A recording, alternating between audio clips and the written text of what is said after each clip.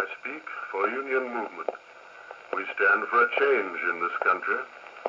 For that reason, we are either abused or boycotted by those who want to keep things as they are. The financiers, the vested interests, and the old parties who serve them hate our movement and use their money power to destroy us.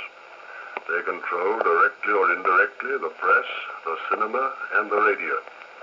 That is why you hear nothing of union movement except silly abuse, which has no relation to truth. Now, what is their case against us? And what is the truth?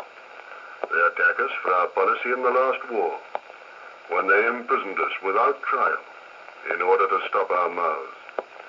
They have never been able even to suggest that we did anything against our country. We were patriots who had fought in the previous war. I fought in the 1914 war in Flanders, both in the air.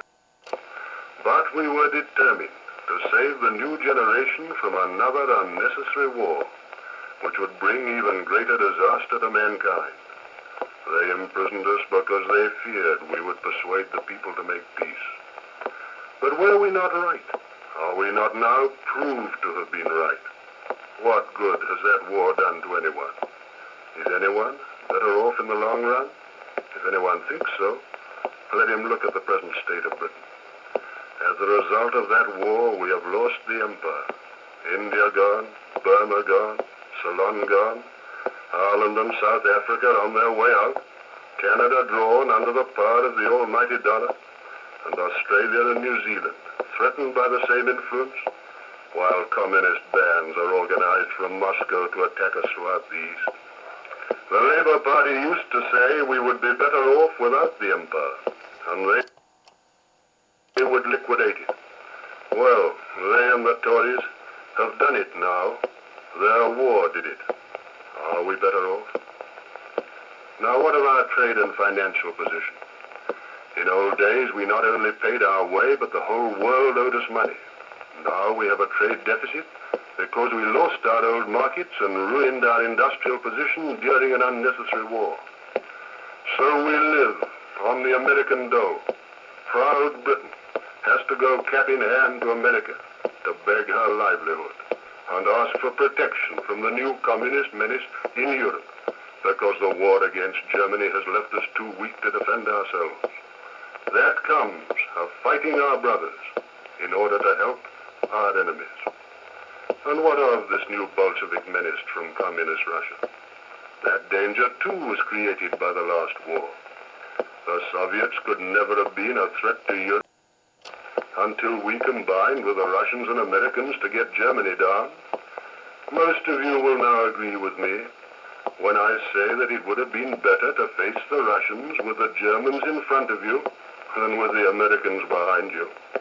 The war we opposed has landed Britain in the biggest mess, and Europe and us all in the greatest danger our history has ever known. You can now judge the results for yourselves. And I ask you whether we were wrong after all to have opposed that war. My friends, there is nothing in my life of which I am so proud as having suffered at that time for a great belief. And you may yet be glad that there are some Englishmen who are known throughout the world to have on their hands no blood from the Brothers' War. So much for the past. Let us look at the future. What is the policy of Union movement? What do we propose for your judgment and decision? We seek only to serve you, the people.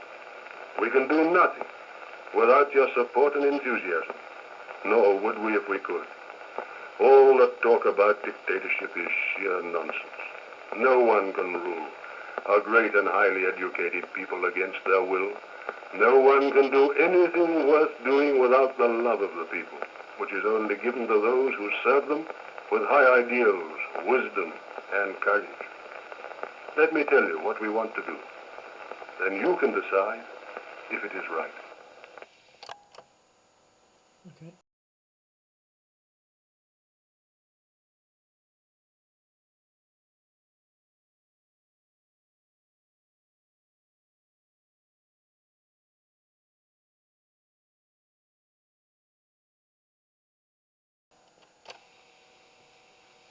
We say, Europe description of what we mean.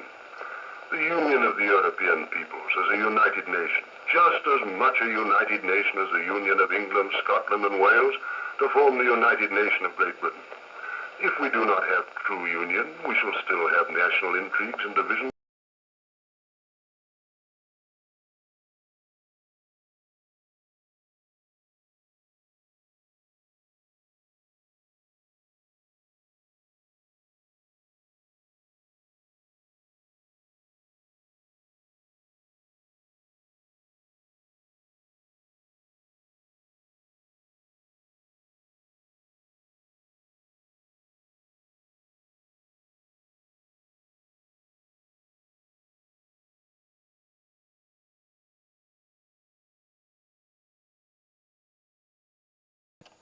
The world has ever yet seen.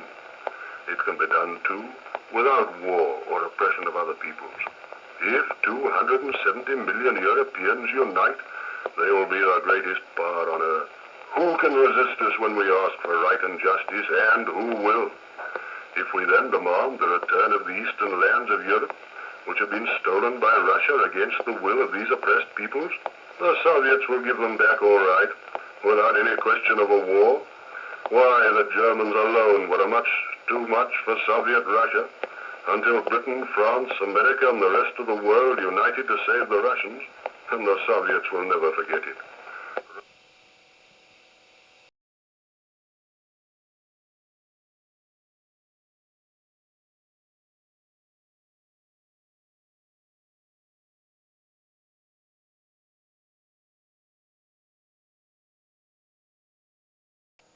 Russia will never challenge the united strength of Europe, and if she attacked us, she would have to reckon with America as well. To make sure of peace and justice, all we have to do is to unite. Union brings strength, union brings peace, union means Europe a nation. But in our strength we shall not attack or oppress other people. In our development of Africa, there will be a fair deal for the Negroes. Why, white men will develop the east and south of Africa, which is very suitable for them. The Negroes will have for themselves the rich lands of the tropical center, which are suitable to them, but not to us. In the north, we shall of course respect Arab rights and cooperate with them. In this way, all the peoples will be free to develop their own lands and their own cultures. We shall help each other, but not mix with each other. Unless we are similar peoples of the same big family like we Europeans, our natural mixtures lead always to strife and oppression. We will therefore be friends with all, but live only in our own family, and that family is Europe. Our aim is Europe a nation. Our creed is European socialism. This is the coming brotherhood of the Europeans. All shall serve each other within that brotherhood, but none shall exploit. Reward shall go only to the service of each for all. My friends, you can begin now to serve our people, our country, and our brother Europeans. Enter the ranks of our movement and begin this great service. You will find men and women who have given all for this cause, who have suffered abuse, ruin, and imprisonment, who have lived dedicated lives for a great belief. You have the same spirit if you belong to the best of the British. Come to our brotherhood and strive for the coming victory. The days of defeat and disaster are behind. The hard and testing days of struggle for the very life and soul of our country of Europe lie ahead. We need you. Come to us. I stretch out my hand to you, my old and my new companions.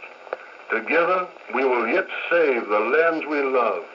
Together we will build as a great reality the world of which men have dreamed.